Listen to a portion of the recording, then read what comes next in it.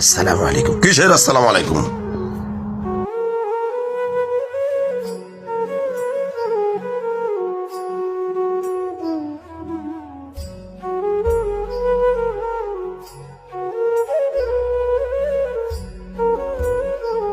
আপনাদের আসার কোনো টাইম হলো এটা? মানুষ ঘরের ভিতরে একটু বিশ্রাম নিচ্ছে আর আপনারা গেটের সামনে এসে দাঁড়িয়ে রয়েছেন।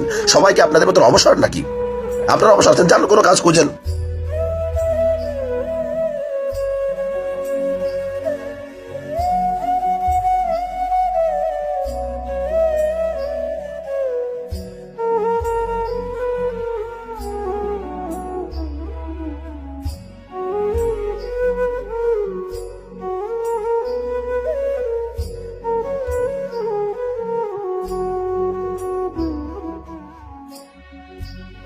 নিশ্চয়ই আল্লাহ ধৈর্যশীলদের সাথে আছেন। الله مع الصابرين. أسمو وأجتاز السماء جلالا فأزيد أسراب الغيوم.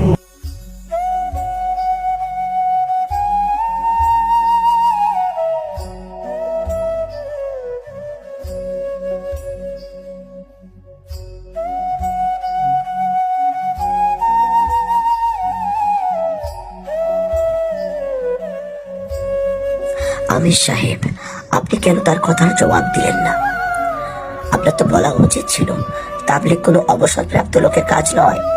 পুরো পাকিস্তানে আপনার 22টা রেস্টুরেন্ট রয়েছে, আপনার বড় একটি ফ্যাক্টরি রয়েছে। দানিয়াল ভাই সম্পর্কে বলতেন যে সে একজন পুলিশের সার্জেন্ট। আপনাকে বলা উচিত ছিল যে তাবলিগ অবসরপ্রাপ্ত লোকের কাজ নয়। ফরহান ভাই, টাকা পয়সা দিয়ে যদি তাকে ইমপ্রেস করতাম তাহলে হয়তো তার দিলের মধ্যে দিনের মোহাব্বত পয়দা হতো না। আর টাকা পয়সা দিয়ে কেন ইমপ্রেস করবো? এগুলো তো এখানেই থেকে যাবে। সে আমাদেরকে ধাক্কা দিয়েছে, কথা শুনিয়েছে, আমরা ধৈর্য ধরেছি আল্লাহর সন্তুষ্টির জন্য। হয়তো আমাদের এই ধৈর্য তাকে কবুল করে নিবে এবং তাকে মসজিদে নিয়ে আসবে। ঠিকই বলেছেন আমির সাহেব, আপনার এই ধৈর্য আমাকে অক্ষম করে আমাকে মসজিদে নিয়ে এসেছে। আপনাদেরকে আমি ধাক্কা মেরেছি, তাড়িয়ে দিয়েছি, তারপর আমি ভাবতেছিলাম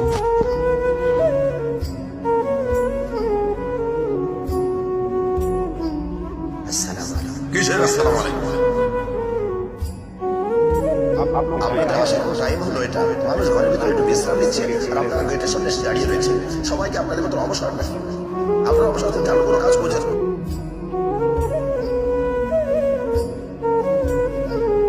সব থেকে আরেক লোক আপনারা যাদের খেয়ে দিয়ে কাজ না।